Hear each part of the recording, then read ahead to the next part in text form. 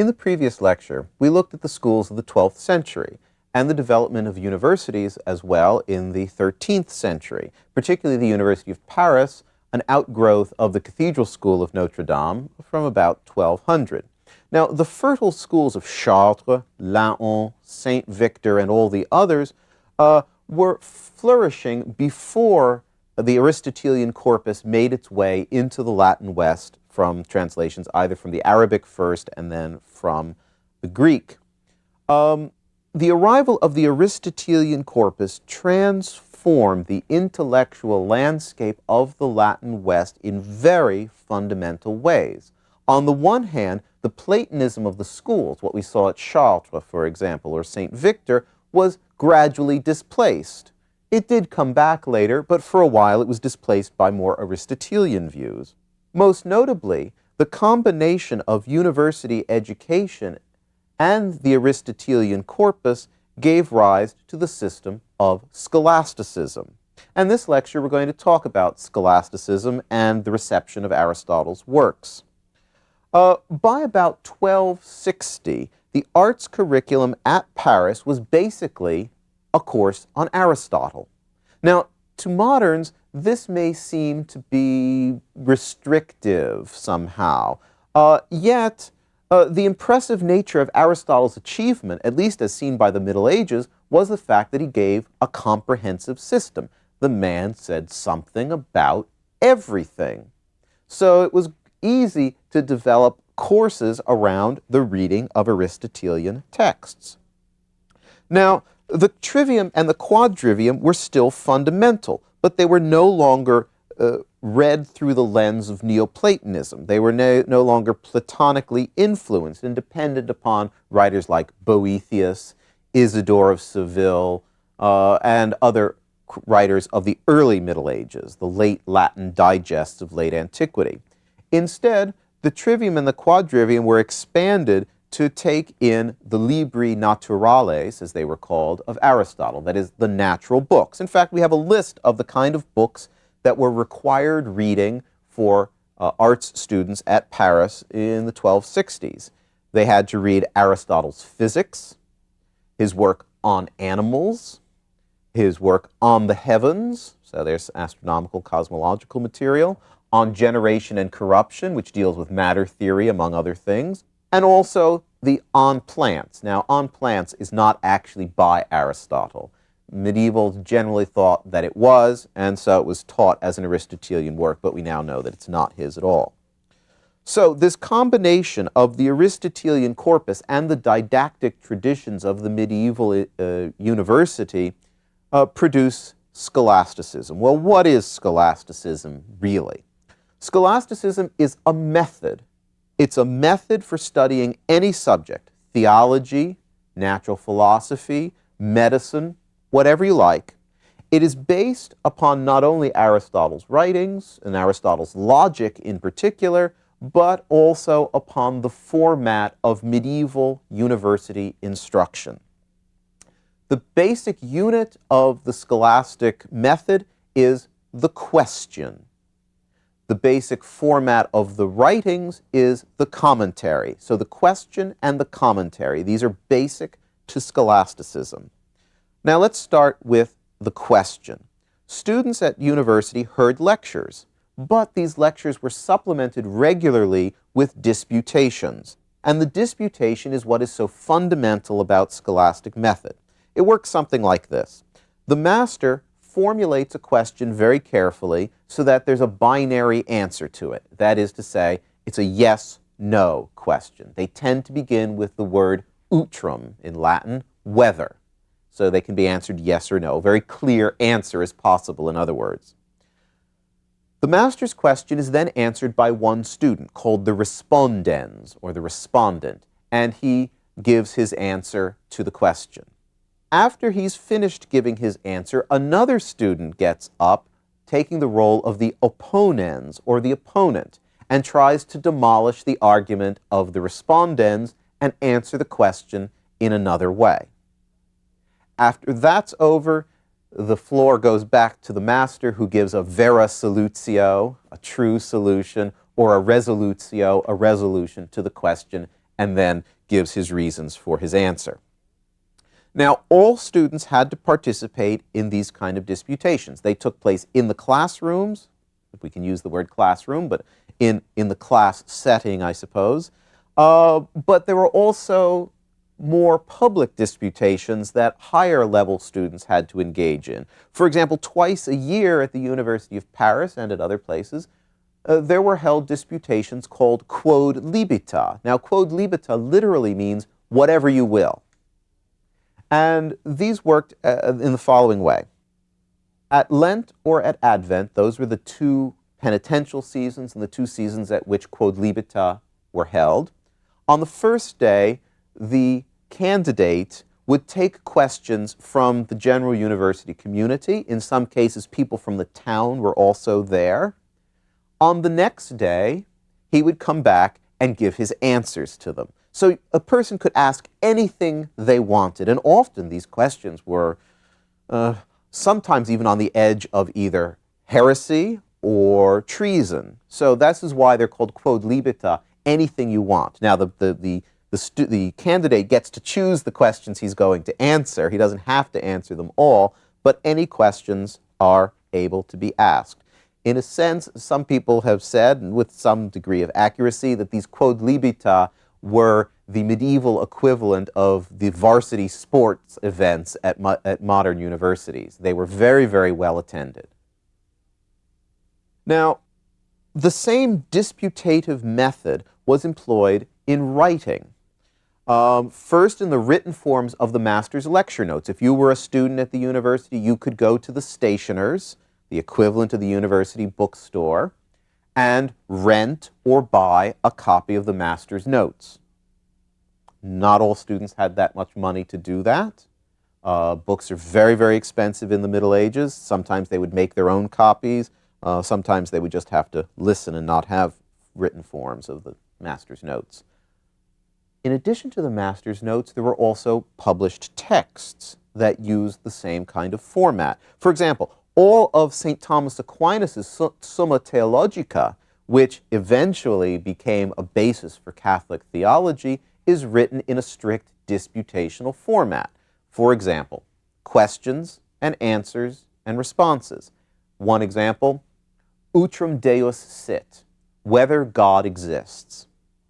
At first, St. Thomas answers the question, it seems that God does not exist, and then gives the list of reasons why God does not exist.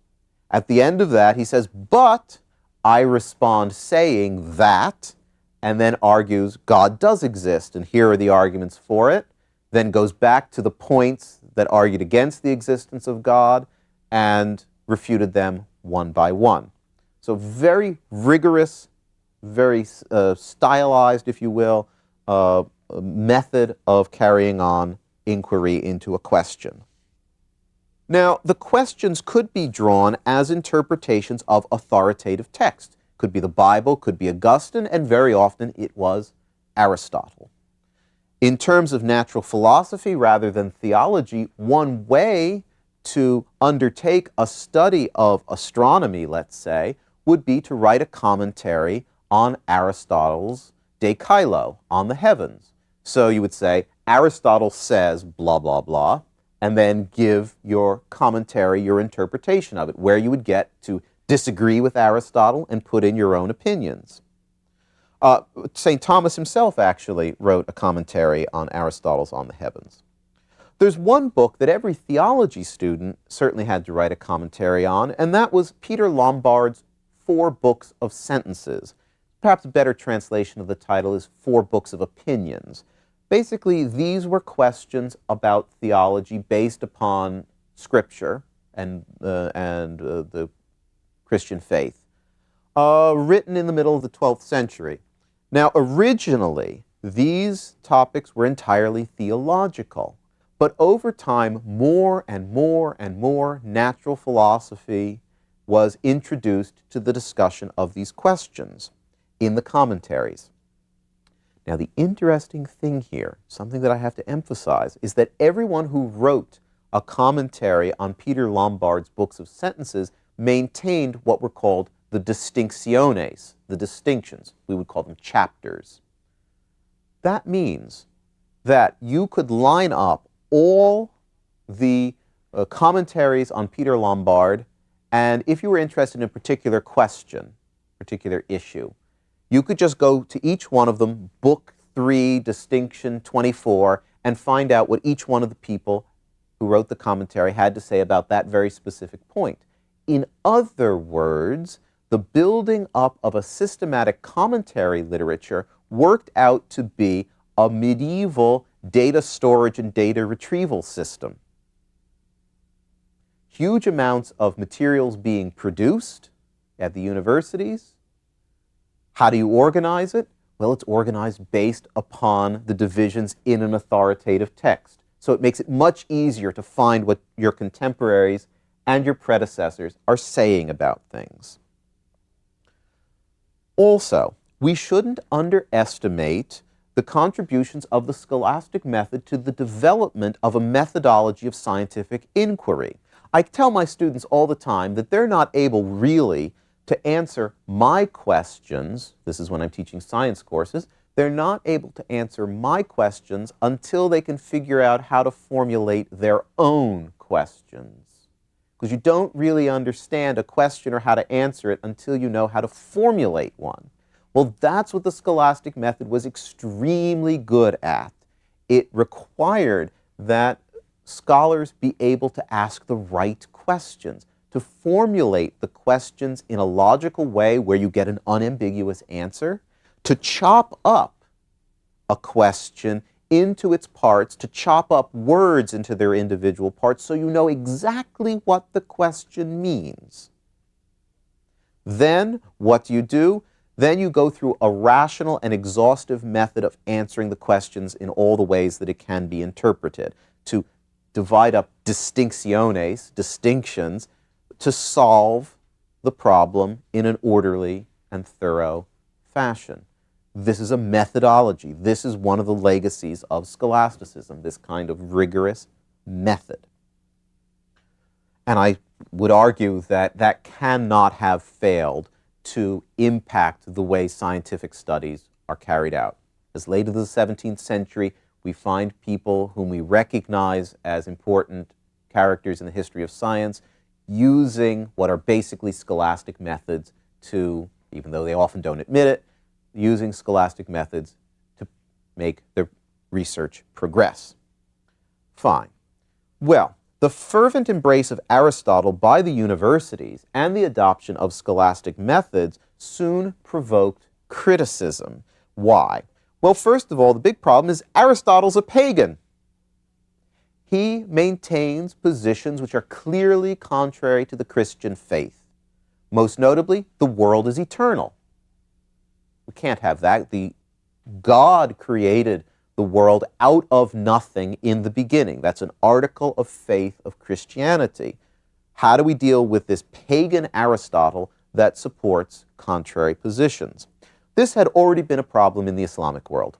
Already by the 9th century, Al-Kindi in Baghdad was using logical argument to show where Aristotle went wrong and how Quranic revelations were correct, for example, about the eternity of the world. But later, one of the most important Muslim Aristotelians, Ibn Rushd, known to the Latins as Averroes, in fact, he was such an important commentator on Aristotle that Latins often refer to him simply as the commentator, without actually using his names, how important he was. However, he actually rejected some Islamic articles of faith in favor of Aristotle. So he became a persona non grata, certainly, in the Islamic world, as he would do in the Christian world, an unusual distinction for Averroes. Well, official denunciations of Aristotle appeared at Paris in the early 13th century, by 1210, in fact, but these didn't have very much effect. It's part of the loose structure of the early university. A major strike against Aristotle, however, began when an investigation of the teaching of arts masters was initiated in early 1277. Let me give you the background to this investigation. The investigation was called by Pope John the 21st. Now, I'm going to go through Pope John the 21st's biography a little bit to give you an idea of the social and intellectual trajectory of a 13th century intellectual. His original name was known as Peter of Spain. He was no outsider to the University of Paris. He was born in Lisbon sometime in the second decade of the 1200s. He first attended a cathedral school at Lisbon. He then went to the University of Paris. He was there at the same time as St. Albert the Great was lecturing on Aristotelian topics. St. Albert's particularly interested in Aristotelian natural philosophy. We'll talk about him in a little bit. Peter studied medicine and theology. In 1247, he took up a position as professor of medicine at the University of Siena in Italy. So already we can see that he's been in three different parts of Europe, this sort of international structure of the intellectual community of the Middle Ages. He also wrote something called the Summulae Logicales, which was a textbook on logic. It became the most popular and most widely used textbook on logic for the next 300 years. So a very important contribution to the scholarly world. He also wrote on natural philosophy, on medicine, and on alchemy, and even on some other subjects. Now, you might say, well, using modern terminology, he sounds like a real Renaissance man. In other words, that a person who works on a lot of different fields and gains a great deal of expertise in a lot of fields. Well, to some extent, Renaissance man's a bit of a misnomer. Perhaps we should call such people medieval men, because this was not unusual in the Middle Ages at all. It's certainly not something novel that appears in the Renaissance. Well, at any rate, on the 20th of September in 1276, something very unfortunate happened to poor Peter of Spain. At least he thought it was unfortunate. He was elected Pope. So he had to leave his academic life to take up residence at the papal quarters in Viterbo, just north of Rome. At this point, he was 60 years old, but he was still going strong as an intellectual, still writing and reading and commenting. And so he asked to have a study built onto the papal palace in Viterbo. And this was hastily constructed for him. His books were moved there. And he apparently, from what information we have, spent a lot of time there because he certainly liked the company of his books and scholarship better than dealing with the papal curia. Well, on the 14th of May in 1277, Peter of Spain, now Pope John the 21st, was sitting in his study studying when it collapsed on him. Apparently it had been built a little bit too hastily. He was buried in the rubble. Rescuers came, dug him out. He was still alive, though barely. And despite the best efforts, 6 days later, on the 20th of May, 1277, he died of his injuries after being pope for just 8 months. So scholarship could sometimes be a slightly dangerous thing in the Middle Ages. Well, before that collapse of his study, Peter of Spain asked the Bishop of Paris, Etienne Tampier, to organize an investigation into certain disputes and confusions and teachings that were going on at the University of Paris, particularly in the arts faculty, the large general faculty, the lowest faculty, by the arts masters. Well, Etienne Tampier investigated duly, and very shortly thereafter, working on his own authority, he issued on the 12th of March in 1277 what has come to be called the Condemnation of 1277.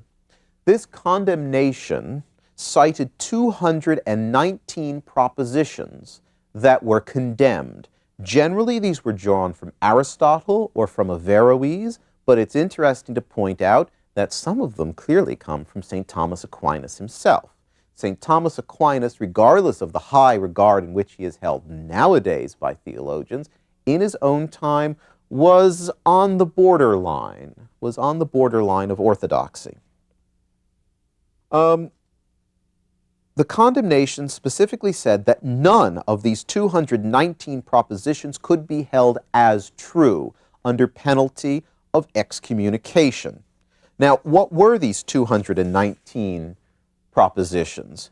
Well, most of them had to do with putting limitations on divine power. Others dealt with what is called the error of the double truth, that something could be true in philosophy and false in theology, or the other way round.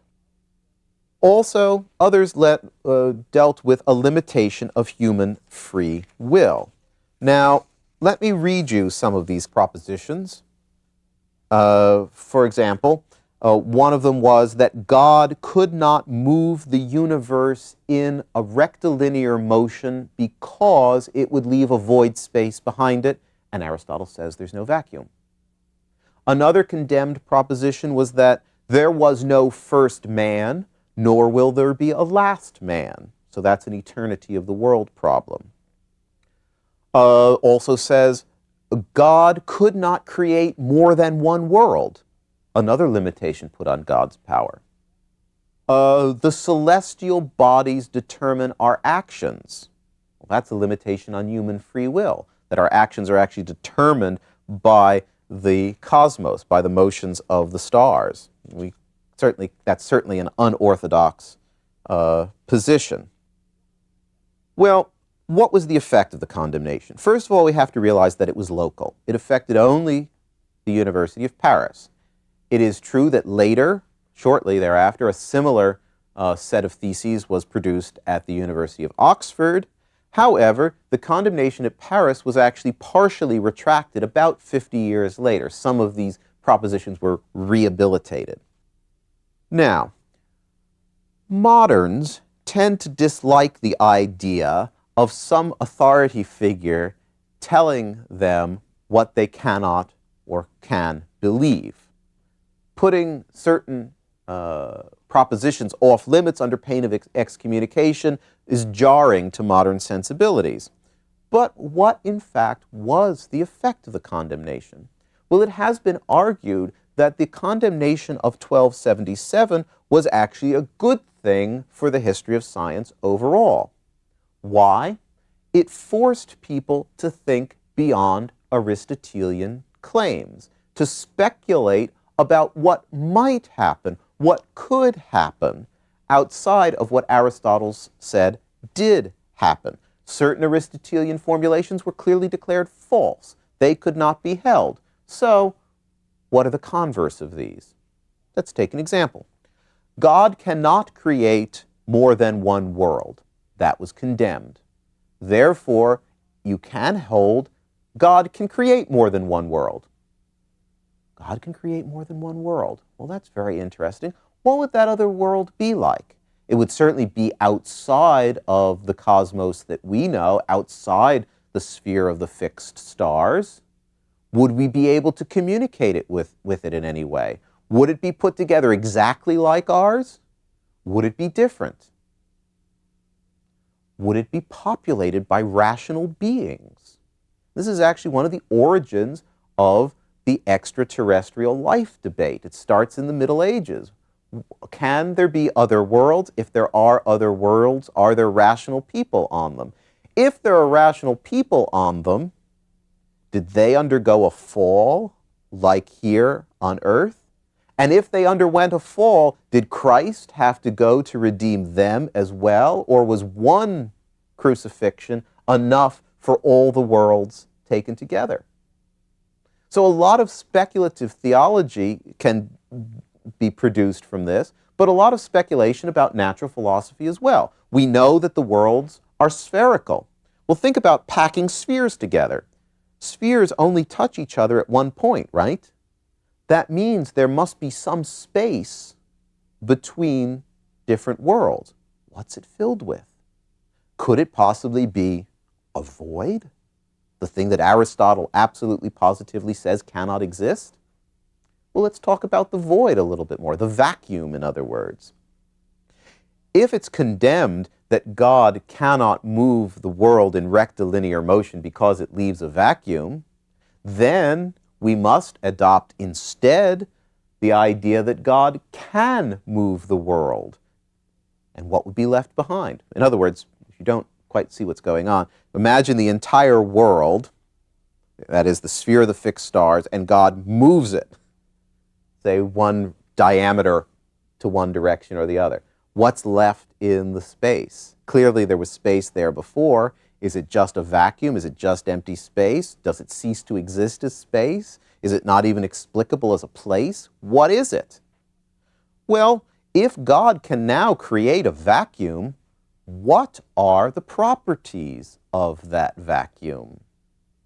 How do bodies move in it? Remember, Aristotle said that the reason a vacuum, one of the reasons a vacuum can't exist, is that a body moves with a speed inversely proportional to the resistance of the medium. So in other words, an object moves faster through air than through water. Vacuum, there's no medium. Therefore, according to Aristotle, an object must have infinite speed, which means it would get to where it's going the same time it departs, which doesn't seem logically possible. So, if there can be a void, what is motion like in it? What's the nature of a void? Could people live in it? What would it be like? Could we see through it? All kinds of questions get developed in the comment literature of the later Middle Ages asking about these kind of questions. So, in sum, the Aristotelian methods overcame the condemnation of 1277 because it was about asking questions. It wasn't just about the authority of Aristotle himself. Now, in later periods, the claim has been made that the Middle Ages followed Aristotle blindly. This is not at all the case. It's far from the truth. Aristotle was frequently no more than a point of departure. He had enormous authority. There's no questioning that. He was appealed to for his logical arguments. His logic was pervasive throughout medieval intellectual culture. But his specific arguments about natural philosophy were not always taken to be true. The medievals did not, as is sometimes said, have an excessive respect of authority. Aristotle was disagreed with as often as he was agreed with. Didn't mean they threw out Aristotle, it meant they had tried to amend Aristotle. Aristotle's system was so comprehensive that it would have been inconceivable just to throw it out, so you fix parts of it. Scholastics not only disagreed with Aristotle himself, but they disagreed with each other's interpretations of Aristotle. And this went on for a very, very long time. They often also struck out in new directions, and as we've seen, the condemnation of 1277 helped this. That's one theory. Now, before leaving the university, I should stress how the universities and the schools themselves provided a home for learning, a home for the new knowledge that was flooding into the Latin West, a home for scholars, a home for the pursuit of intellectual enterprises. It's been argued that the presence of such an institutional home for natural philosophy is one reason behind the success of natural philosophy or science in the Latin West, as opposed, for example, to the Arabic West. In the Islamic world, although there were in fact various institutions of learning, the mosque schools, the madrasas, these did not develop into the autonomous collective institutions that the universities did. So it's been argued that one of the reasons, again, behind the collapse of Islamic civilization is there was not a home, well, not the collapse of the civilization as a whole, but the collapse of a scientific study in the Islamic world, is that there wasn't an institutional home that was really dedicated to this kind of inquiry. Finally, there's one aspect of university culture which I think is crucial to the development of later scientific culture, and that is its disputative nature. Argument and confrontation was the norm of the medieval school, of the medieval university. This required the development of rules and orderly methods of formulating questions, of supporting one's own opinion, and of refuting the opinions of others. Surely this is a crucial element in scientific research today. And it draws its origins, I think, from this medieval disputative format. A smooth, peaceful acceptance of authority or received opinion is death to natural inquiry. Dispute and argument is its life. Now, in the next lecture, we're going to look at some specific contributions of medieval natural philosophy to the history of science.